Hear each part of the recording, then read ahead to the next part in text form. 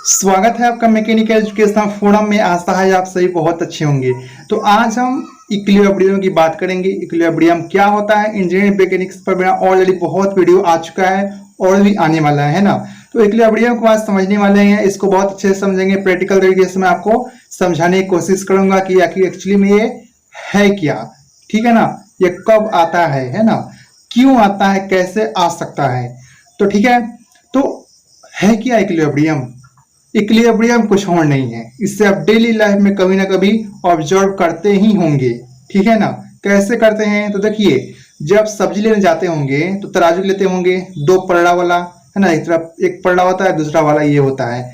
Electronics वाला जो तराजू होता है, मैं उसकी बात नहीं कर रहा, पलड़ा वाला, ठीक है। तो इसमें जब क्या करते होंगे, मान लीजिए आप 2 किलो सब्जी ले रहे हैं, तो दुकानदार क्या करता है, एक तरफ 2 kg का जो लोहा वाला होता है एक तरफ रख देता है ना, किलो रख देता है, और दूसरी तरफ अगर सब्जी रख देता है।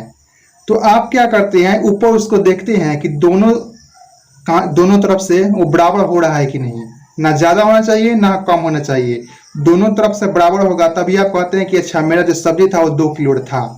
ऊपर आप देखते होंगे उसके एक पतली सी नुकीली होती है, उसमें आप देखते होंगे कि दोनों बराबर आ रहा है कि नहीं, ठीक है ना।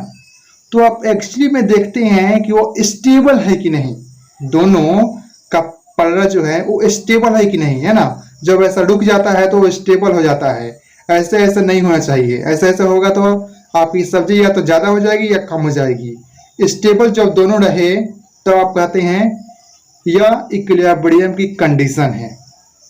जब दोनों पलड़ा बराबर हो जाता है, आप देख लेते हैं कि अच्छा दोनों बराबर है, तब आप कहते हैं कि यह स्टेबल है, और यही स्टेबल की कंडीशन इक्विलिब्रियम होती है, ठीक है ना। प्रैक्टिकल लाइफ में इसको ऑब्जर्व आप करते होंगे, ठीक है। तो इक्विलिब्रियम क्या है, इक्विलिब्रियम कुछ नहीं है, स्टेबल कंडीशन ही आपकी इक्विलिब्रियम है। कोई बॉडी स्टेबल है तो हम बोलेंगे वो बॉडी इक्विलिब्रियम की कंडीशन को मेंटेन कर रही है, फुलफिल कर रही है, वो बॉडी आपकी इक्विलिब्रियम में है, ठीक है। जब आप गेंद लेते हैं ना, मान लीजिए मेरे पास एक गेंद है ना, मैं इस गेंद को किसी फर्श पर रख देता हूँ, इस गेंद में अभी कोई मूवमेंट नहीं हो रहा है, कोई मोशन नहीं हो रहा है, तब हम कहेंगे ये जो गेंद है ना आपकी स्टेबल है ना, इसमें कोई हरकत नहीं है अभी, यानी ये बॉल आपकी इक्विलिब्रियम की कंडीशन को मेंटेन की हुई है। यही इसमें मैं क्या कर दूं, इसको फोर्स लगा के इसको मोशन में ला दूं तो यह इक्विलिब्रियम कंडीशन में नहीं होगी, ठीक है ना। एक कंडीशन है जिससे यह मोशन में रहते हुए भी इक्विलिब्रियम में हो जाएगी, इसको मैं लास्ट में बताऊंगा। तो समझ गए कि इक्विलिब्रियम क्या होती है।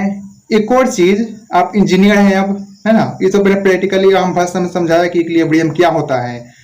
आप जब न्यूमेरिकल्स को सॉल्व करेंगे, है ना, आपने बहुत सारे न्यूमेरिकल्स को अब तक सॉल्व कर लिया होगा, रिजल्टेंट के बारे में आपने पढ़ा होगा, तभी आप इक्विलिब्रियम के चैप्टर में आए हैं। तो जब इक्विलिब्रियम क्या होता है, तो जब आप किसी बॉडी पर बहुत सारे फोर्स लग रहे होंगे, है ना, कई सारे डायरेक्शन में, कई सारे मैग्नीट्यूड के फोर्स किसी बॉडी पर लग रहे होंगे, तो उनका आप रिजल्टेंट भी निकालते होंगे। तो अगर रिजल्टेंट की वैल्यू 0 आ जाए, है ना, 0 आ जाए अगर आपकी रिजल्टेंट की वैल्यू, तो हम कहेंगे कि वो बॉडी आपकी इक्विलिब्रियम भी है, जो फोर्स लग रहे हैं ना उस बॉडी पे इक्विलिब्रियम में है। रिजल्टेंट 0 कहने का मतलब है कि नेट इफेक्ट 0 है ना, बॉडी आपकी स्टेबल है, नेट इफेक्ट 0 है उस बॉडी पे, यानी बॉडी आपकी इक्विलिब्रियम की कंडीशन को मेंटेन की हुई है। जैसे मैंने आपको ये बताया कि ये गेंद अभी स्टेबल है, यानी कि इस बॉल का कुछ वेट होगा, कि ये वेट इस फर्श पर लगा रहा होगा, according to Newton third law ये फर्श भी इस बॉडी पर एक फोर्स लगा रहा होगा, यानी ऊपर नीचे दोनों फोर्स बराबर, ठीक है। यानी रिजल्टेंट 0 है ना, resultant 0, net effect 0, net effect 0 मतलब कोई सा भी इसमें हरकत नहीं, स्टेबल सिचुएशन, एकदम चुपचाप, चुपचाप, है ना। तो ये इक्विलिब्रियम की कंडीशन है, ठीक है ना।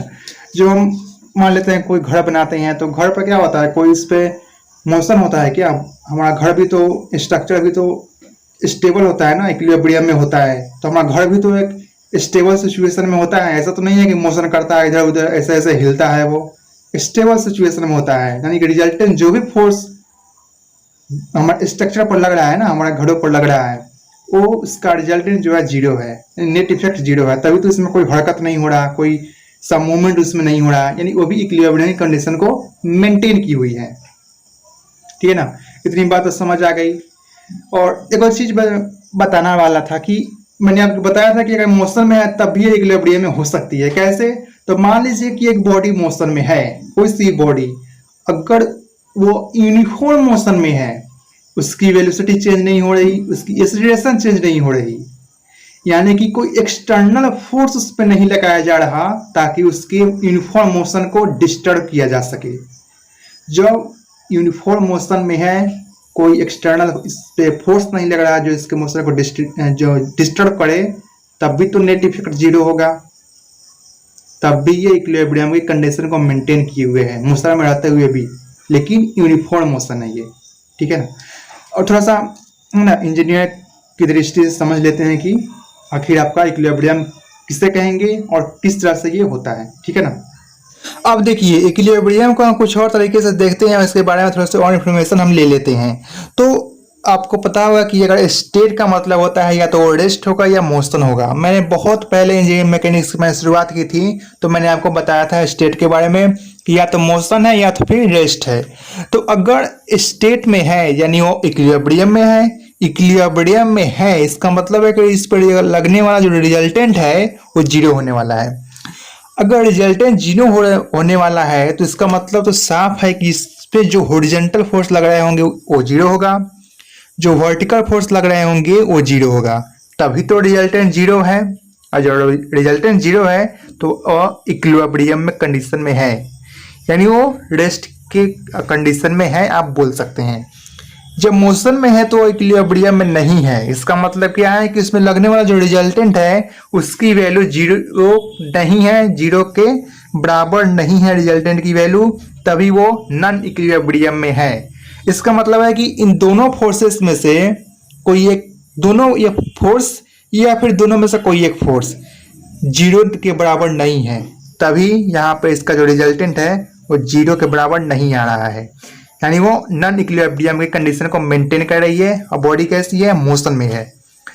अब देखिए एक इक्विलिब्रियंट होता है, इक्विलिब्रियंट आपका एक फोर्स की तरह होता है। अगर किसी बॉडी को आप इक्विलिब्रियम में लाना चाहते हैं लेकिन उसकी रिजल्टेंट जीरो नहीं है, रिजल्टेंट की कुछ वैल्यू आ जा रही है, तो हम क्या करेंगे, उसको स्टेबल में लाने के लिए उसी रिजल्टेंट के मैग्नीट्यूड का एक फोर्स लेंगे और उस रिजल्टेंट के अपोजिट डायरेक्शन में उसको लगा देंगे, है ना। जब आप उसको अपोजिट डायरेक्शन में रिजल्टेंट के लगाएंगे तो बॉडी आपकी स्टेबल हो जाएगी।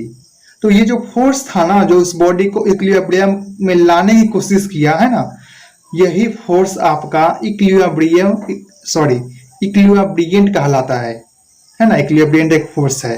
तो आई थिंक आपको इक्विलिब्रियम समझ आ गई होगी, इक्विलिब्रियंट समझ आ गई होगी। तो कोई डाउट रह गया है, कुछ क्वेश्चन पूछना चाहते हैं तो कमेंट सेक्शन में जरूर पूछिएगा, ठीक है। और आप मुझे अलग अलग सोशल मीडिया पर हमको फॉलो कर सकते हैं, ट्विटर, इंस्टाग्राम, है ना, और फेसबुक पे, टेलीग्राम ग्रुप से भी आप हमको ज्वाइन कर सकते हैं। और आप इन सभी प्लेटफॉर्म पर हमसे क्वेश्चन में पूछ सकते हैं, हम उसका प्रॉपर अप्लाई देने की कोशिश करेंगे। लेकिन अगर है ना कोई डाउट हो, कोई एजुकेशन से रिलेटेड सवाल हो, जैसे कोई न्यूमेरिकल्स हो गया, कुछ थ्योरी जैसा कुछ टाइप हो, तो आप कोशिश करिएगा कि टेलीग्राम पर उसको मैसेज करने का, क्योंकि वहाँ पर रिप्लाई देना थोड़ा सा आसान होता है। कोई और क्वेश्चन है तो आप मुझे अलग अलग सोशल साइट पर पूछ सकते हैं, ठीक है। तो मिलते हैं नेक्स्ट वीडियो में। Okay, bye, thank you.